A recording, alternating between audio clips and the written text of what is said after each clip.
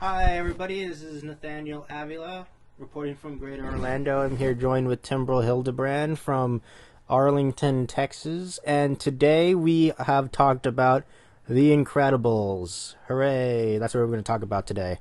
What did you think about this film? Oh, this film is incredible. For lack of a better word, it's a really, really solid film, not just for an animated film, but I think just for films in general. I know that this film is actually regarded to be the best, one of the best animated films ever made, and the absolute best film Pixar made. Would you agree with that?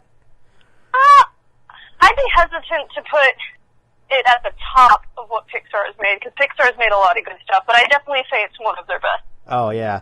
So some backstory on this film is the story of this film started all the way back in 1993, where the director and writer of this film, Brad Bird, sketched the like a concept of the family of the Incredibles during like a very like unknown part of his film career. So he had like a lot of like personal issues that he was going through at that point in time in the 1990s. And during that time, he was working on his first ever feature film with the Warner Brothers animation called The Iron Giant. And while he was actually going through a midlife crisis at this time, and he was thinking about maybe like his aspirations for his filmmaking were way too high, and whether his like career goals were attainable through the price of his family life. So that's where the idea of of the themes of The Incredibles sparked from. And he imagined it as an homage to like comic book and spy films that he watched when he was a kid, and he wanted it to be like a traditional cartoon animation. But when he finished, when The Iron Giant came out, it was a great film, but it didn't do well in the box office, and it didn't make a lot of money. So what he ended up doing is he ended up calling up his old friend John Lasseter, who was head of Pixar at the time, and I think they went to school together. That's how they knew each other. And in 2000, he pitched the idea to him, and Lasseter was like, "This is great. I love it. We're gonna do. You gotta come over to Pixar and do it." And then he's like, also, we're not gonna do the whole 2D thing. We're Pixar. We don't do that. We're gonna do it in computer animation. This newfangled computer animation. And then that's what he did. He signed a multi-film contract in 2000, and he wrote the script, and then he made the film like that. He came up with the ideas of it's actually also the first ever Pixar film made with all human characters in it. So his idea of the family and the powers that they have is that first he wanted the dad, who was expected to be strong for the family, so he gave him super strength. And moms are always pulled in a million different directions, so she made her like stretch powers. Teenage girls are insecure and defensive. These are his words, not mine. So he made her invisible. And 10-year-old boys are hyperactive energy, has a lot of unchecked energy, so he gave him like super speed and stuff. And he gave Jack, the baby, like a mishmash of powers, like a bunch of different stuff, but namely the idea of shape shifting, so it could like resemble the numerous amount of potential babies have. So that's where he got the idea. So he came to Pixar, and he was actually the first ever director outside of Pixar to come in and join them after Pixar kind of like made its own thing. So and he came in and he did that. And let me see. Oh, and then he came up with the villain of Syndrome, which was originally supposed to be just like this minor character who ends up dying in the first act, who basically was originally supposed to be that Bon Voyage's character in the beginning, but they ended up giving him the main villain role because he was very popular amongst the producers. So that was that. And so that's the entire thing. That's the history of the Incredibles. Wow, yeah, that's cool. Mm-hmm. So okay, so what is your takeaway of the film? I think it's a very complex film for what was, because ordinarily Pixar has a track record of kind of sneaking in deeper ideas into movies that would mostly be marketed towards children, and I think The Incredibles is a great. I think The Incredibles kind of strays away from that in that its themes are a bit more overt and it's a little more mature.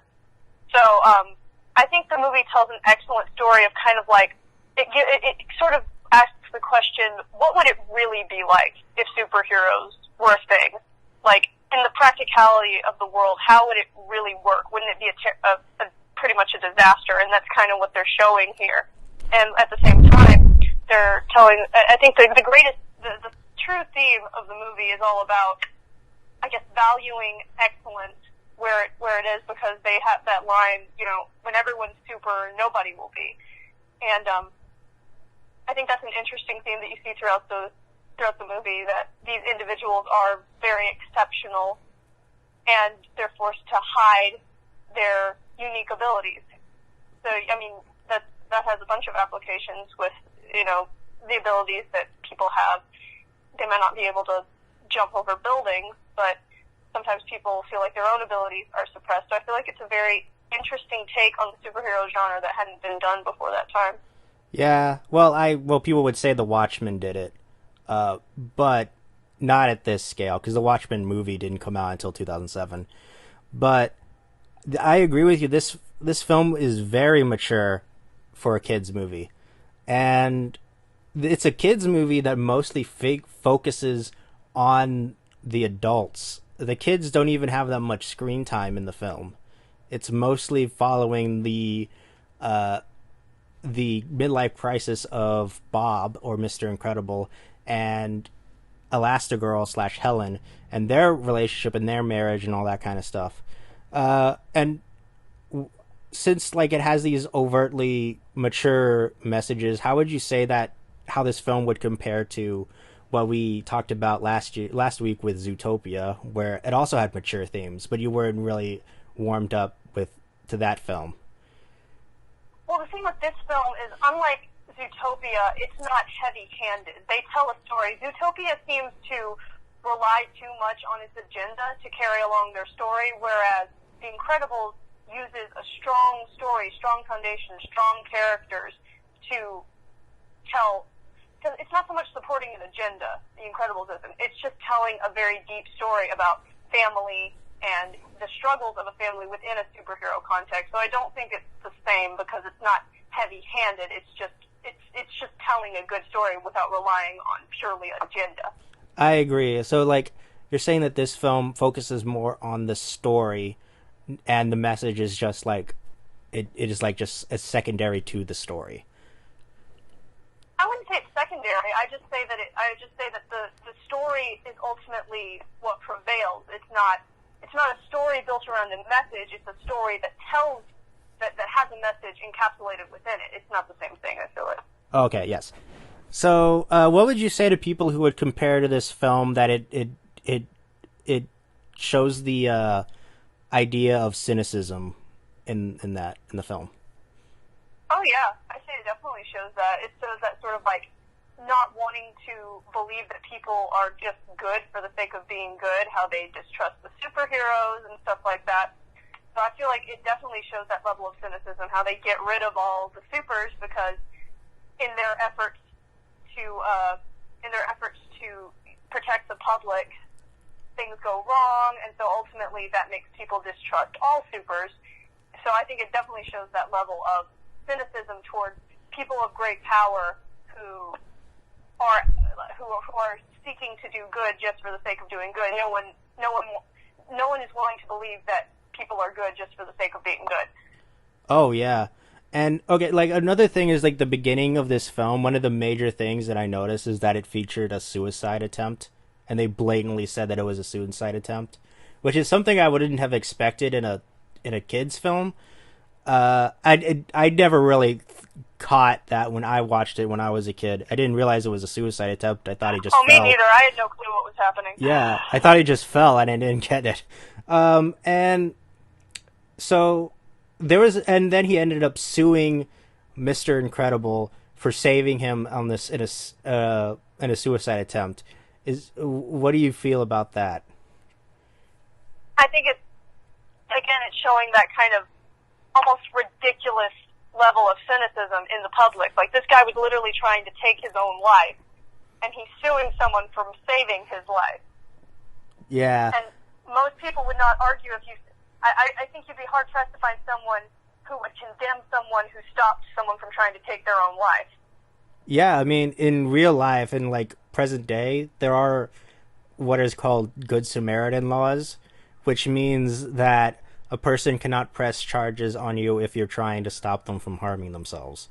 Like, if I see someone trying to run in front of a moving train in an attempt to kill themselves, and I run over and, like, tackle him so he doesn't do that, that person cannot charge me with assault because I prevented him from taking his own life. So I guess they don't apply in this particular film, but we kind of needed it to do. I think it's just showing that sort of legalistic nature that can come up in the midst of, like, a media frenzy or politics, and how politics can sometimes get it backwards in a way to support their own agenda to a point where it doesn't make sense. Oh, yeah. What they're attacking. Mm-hmm. So I know a big thing in this film is being stuck in the past, which hinders the present. What do you think about that theme in the film? Oh, yeah, I'd say that's a huge theme in the film. I mean, that's Mr. Incredible's main problem. That's his main internal conflict. He's living too much in the past, and he wants to resurrect the glory days, and he's missing out on his family that he has right here in the present. Yeah, and then he ends up trying to project his own wants and needs onto his son also. And he gets kind of... That's why they had that giant fight in the when he came back from the burning building. And that's also when he said that society is constantly trying to celebrate ways of mediocrity, but when someone's truly exceptional... Yes, I absolutely love that scene, because that is really, like, that went totally over my head when I was a kid, but now when I'm looking at it now, it's such a deep concept that they're putting into this kids film. And it's really not a kids film if you think about it, because of these more mature themes throughout. And I just think that's really interesting, because they're depicting a realistic family in a fantastical setting. Like that argument between, him and Helen about him projecting himself on his kid, and how celebrating mediocrity, because that drives him crazy, because in this world that they have now, like, excellence isn't truly valued because the supers have been suppressed. So it's interesting how he talks about that, because it still connects to today, when somehow we see that a lot in, like, a lot of our own school systems and stuff like that, how mediocrity tends to be valued and excellence kind of goes unnoticed, when mediocrity is valued so highly because the bar is set so low. So I thought that was an interesting thing that they put in there. Oh yeah, I love it, because it's like that entire idea packed into one line of dialogue, and that takes a lot of skill. And also, the character of Syndrome, what do we think about him?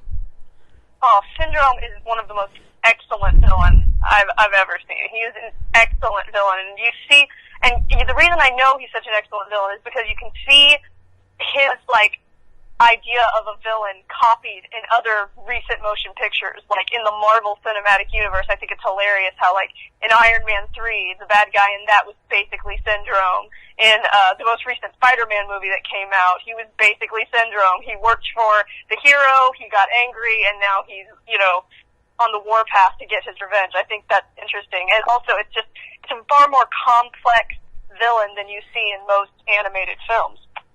Yeah, absolutely. And what do you think, like, this film, especially with the character of Syndrome, is trying to tell about toxic fandom?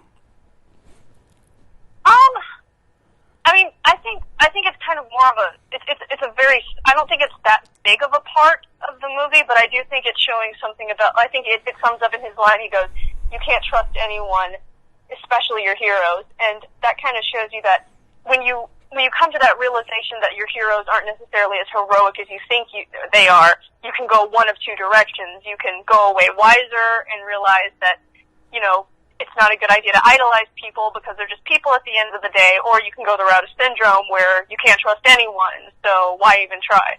Yeah. And also, like, he has this strange, like, possession over Mr. Incredible because he believes since he is his biggest fan that he owes him, like, Mr. Incredible owes him, and that he has this twisted, like, possession over him in a way, and he gets really angry when he discovers that that's not the case. So he dedicates his entire life to destroy him in like some kind of sense of revenge. Yeah. Yeah.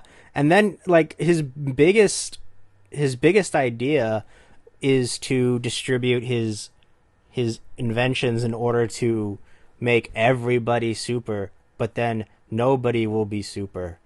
What do you think that means?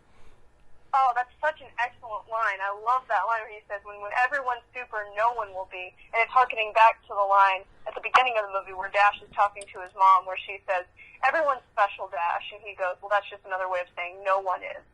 And so it's, again, I think, harking back to the overarching theme that, like, people are special in certain ways, and when everyone is brought to that same standard, then nothing's special anymore. When everyone is exactly the same, when everything is conformed, nothing is special. Like, the supers were suppressed, so now there's no bar of excellence to aspire to because they're no longer in action. Yeah, because they're suppressed to kind of, like, I guess, mollify the insecurities of the common man, kind of. Yeah, like also when everybody is average and then everyone is given like the resources to become above average, well, that above averageness will become the new averageness because everyone's at that level. Yeah, it's a very complex idea. Yeah, it really makes you think. So a lot of people say that this film is like Ayn Randish propaganda. What do you say to that? I'm sorry, what? Everybody believes that a lot of people believe that this film exemplifies the idea that Ayn Rand had in her philosophy of, I believe it was called excessive individualism. I think that's what it's called.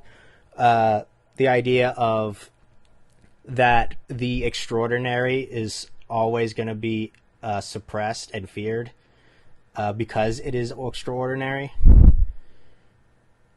Oh, okay. Well, I mean, I guess I don't know much about that person, but I mean, I suppose if you could see it from that perspective if you wanted to. Yeah, I know that Brad Bird went on record saying that wasn't his intention. I mean, honestly, I think some movies aren't quite as deep as people want to try to make them out to be. I do think there are some very deep themes in this, but I don't think it necessarily has to touch on every single base for it to be a good movie. Oh, yeah. Because this film is actually really, really cool. Like, this was like a superhero film made before everybody was all about superheroes and everything. And a lot of people say, like, this is like what a good Fantastic Four movie would be. I have heard that. Yeah. And I agree. Yeah, like, would ever be like, it's impossible to make a good Fantastic Four movie. And it's like, no, it's been done before. It's called The Incredibles.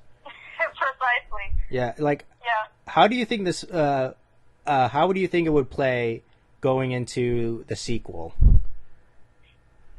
The sequel? Yeah, because the sequel takes place right after the end of this film. I will be honest, I'm not super crazy about the Incredibles sequel. I don't think it's a bad movie by any means, but I do think it's unnecessary. Like, it's an interesting idea to kind of see, like, sort of see Elastigirl kind of take the spotlight and see, like, kind of like how we saw her kind of struggling to juggle everything as a mom, and now we're seeing Bob struggle as a dad. But again, I don't feel like the movie is very necessary because the end of this movie, what makes it so perfect is that it's open-ended, and you see this family that's united, and we're like, we're not scared anymore. We're going to go take on this robot like it's nothing at the end of the movie. And then in the second movie, they kind of reversed that, and now suddenly Elastigirl's unsure about using their powers again, and like Bob is still, you know, desiring that spotlight and that sort of thing. It's like suddenly, I don't know, it just doesn't flow very well. So I like to think of this movie more as a standalone film than as the first of like two movies, because I just think it works better as a standalone film. The way it ends feels very much kind of like a standalone film. I absolutely agree with that, because I noticed that when I watched the sequel, all the character arcs pretty much reverse back to where it used to be in the beginning of the first one. And so I noticed that, remember, like in the beginning of the first film, there are these like television clips of interviews between the main three superheroes. Yes, I love that introduction. It's so interesting, I think. Yeah, and like it basically sets up each of their personalities and their conflicts throughout the rest of the film.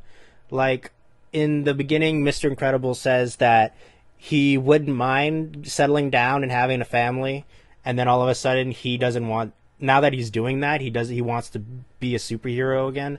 And then Elastigirl says, "Nah, I don't want to settle down and have kids. I want to continue being a superhero." But now, yeah. What were we gonna say? Sorry, no, and that's another thing that I feel like is kind of unnecessary about the second Incredibles movie, because the whole idea of Incredibles 2 is to kind of show Elastigirl as a strong, you know, leading character. But I think in this movie does that. Like, she didn't need her own movie to show how strong she was, because in this movie you see her take pretty much everything into her own hands. And after watching it like this most recent time, I realized that, and it kind of made me think about how I don't really think they needed Incredibles 2 to make the point that Elastigirl was a strong character, because you see that throughout this entire movie. Because once Mr. Incredible screws everything up, Elastigirl basically has to come in and do damage control, and she hasn't done hero work in years, and yet she comes in and starts kicking everybody's butt. And so I think it's really interesting, because you have really two strong characters here. So that's another reason I don't feel like the second movie was really necessary. Yeah, I believe that as well. And so what do you think about the kids' roles in the film? I really like the kids' roles. I particularly like, I think the more interesting kid role is Violet, because she represents kind of like the doubter and being super unsure of herself. Her arc with Elastigirl, I thought, is one of the most heartfelt. Like, honestly, when I was watching it, I'm a little bit embarrassed, but not super embarrassed to say that I teared up a little bit during that scene where she leaves both the kids in the cave, and then Violet dashes out and says how she's sorry that she couldn't put a field around the plane, and they kind of have this nice moment where Elastigirl's telling her that she has to stop doubting herself, because she has more power than she realizes. So she's the only one hindering herself. So I think Violet is a very interesting character. Dash feels a little bit more like he's just there for comic. Dash feels a little bit like he's there for comic relief, but you also see kind of that bond between him and Violet when they're fighting out in the forest, which I find really interesting, because even though they're at each other's throats for most of the movie, ultimately they have each other's back. Like, Dash jumps on the guy who's trying to shoot Violet, and then Violet jumps in front of this dude and puts up a force field without really being sure whether or not that force field's going to take those bullets that are about to be fired at them. So that's interesting, I think, between the two of them. Yeah, I mean, Dash is definitely a static character, but Violet is definitely very, very interesting to watch, especially seeing when she starts off as like a pretty shy person, and then she opens up a bit, comes out of her shell, and becomes a bit more confident in herself, and then she gets the guy, hooray! And then I wonder how that'll turn out in the sequel 15 years later. And then also when Brad Bird was asked to make the script, when he wrote it, he had no idea about the limitations of 3D animation, so he just wrote whatever.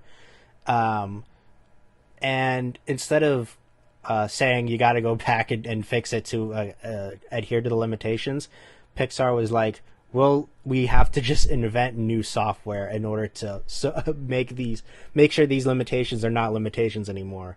Starting with what sort of limitations? Wet hair is one of them. That was the biggest the hair in this is incredible. Yeah.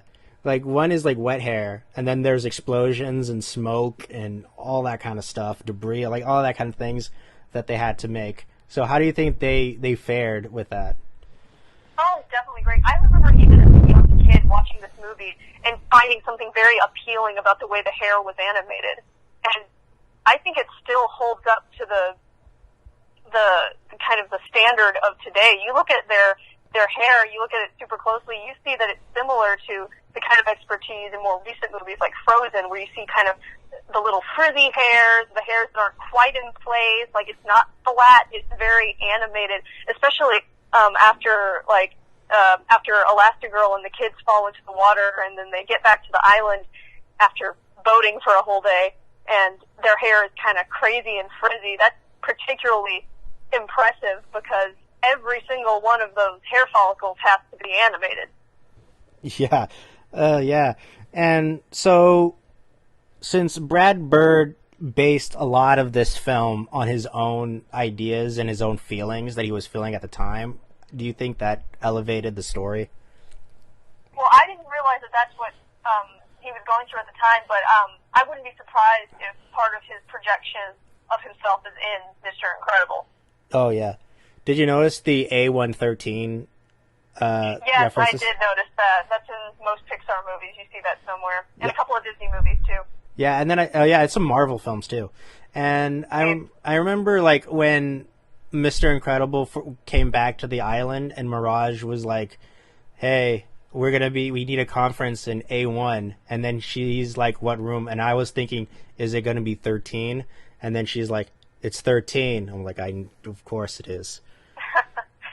Yeah. And then also in the containment unit, if he was in containment unit A1, and then he was in section, I was like, is it going to be in section 13? Oh, it was 13, wasn't it? That's interesting. Yeah. Also, what do you think about the character of Mirage? Mirage, I mean, she's more of a plot point, I feel, than a real character, but she's definitely important because, again, like, she's kind of a plot point. She's I guess you could say she's the weak link in Syndrome's plan because she ultimately has compassion. She's not quite as ruthless as he is. So she ultimately like helps the Incredibles do what they need to do to stop Syndrome. So, I mean, she's interesting enough. What we should be talking about, I think, is Edna. Edna is an incredible character. I didn't. Oh yeah, I forgot about that. You know that she was actually played by Brad Bird himself. Yes, and I love every minute she is on screen. She is the greatest. That's another thing that I love about this movie is that they'll poke fun at classic superhero tropes like when Frozone. Oh, we haven't even talked about Frozone. But when Frozone and Mr. Incredible are in the car and they're talking, he starts monologuing. He starts this big prepared speech, poking fun at how in every superhero movie the villain takes some point to explain their entire evil plan in detail to the hero while he's captured. And I found it funny when Edna made the point that like capes on superhero outfits are very are not practical at all. So I thought that was really interesting. And then Syndrome ends up dying because his cape sucked him into the turbine. Exactly, yeah. I think a really interesting part that she has is because again another one of these more adult themes that we see in this is like they're clearly insinuating that Helen is afraid Bob is having an affair.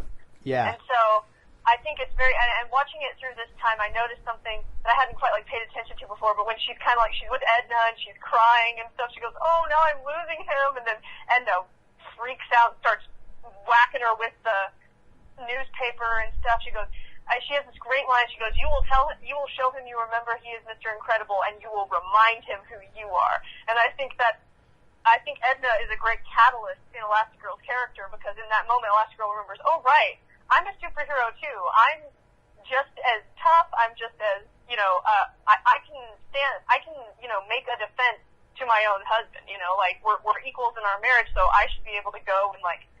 And basically when Edna's encouraging her to go and confront the problem, I think that's a really cool moment because you're seeing that Edna's not just this kind of goofy, eccentric fashionista, but she's very thoughtful and she cares about Helen, and she believes in Helen when Helen doesn't. So I think that's an amazing scene where she says that to her. Yeah, because like that's definitely like the catalyst within Helen's arc from being housewife to superhero again, in order to like get the confidence she needed to go and actually get Bob and stop being passive and being more active in the situation, which is definitely pretty cool. And also we learned that she's also a pilot and all that kind of stuff, which is pretty neat. Yeah, like it's awesome. We see that she is just this jack of all trades. That's why I think this movie is very much about how she's strong too, and I think that's really cool. Yeah. Okay, so we mentioned Frozone for a little bit. What do you think like about that whole thing with him? What is his deal?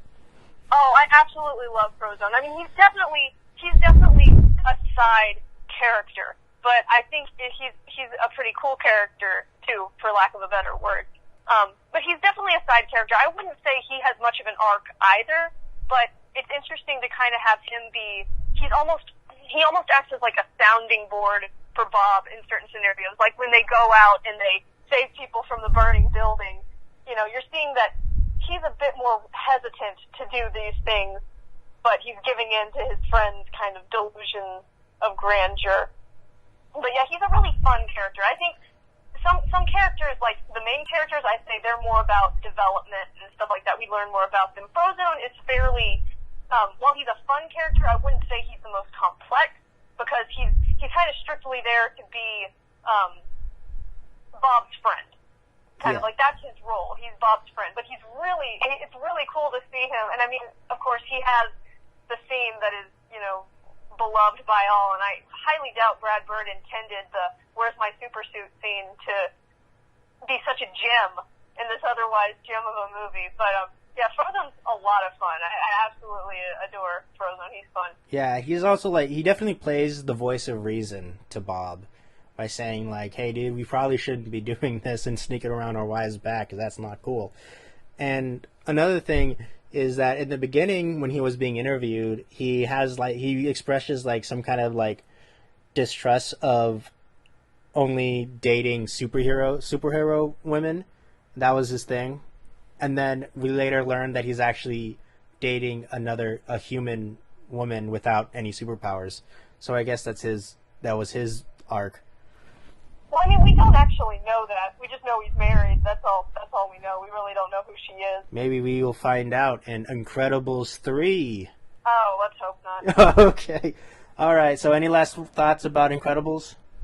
No, it's a great movie. It's a great movie. Would you recommend it? Oh, definitely. For sure. All right. I would give it a 10 out of 10. What would you give it? I think I'd give it a 10 out of 10 too, and I don't give those very lightly. So yeah. For sure. Yay! All right, so that's that. That was The Incredibles. I have been Nathaniel Avila. This has been Timbrel Hildebrand, and we'll see you guys later. Bye. Bye.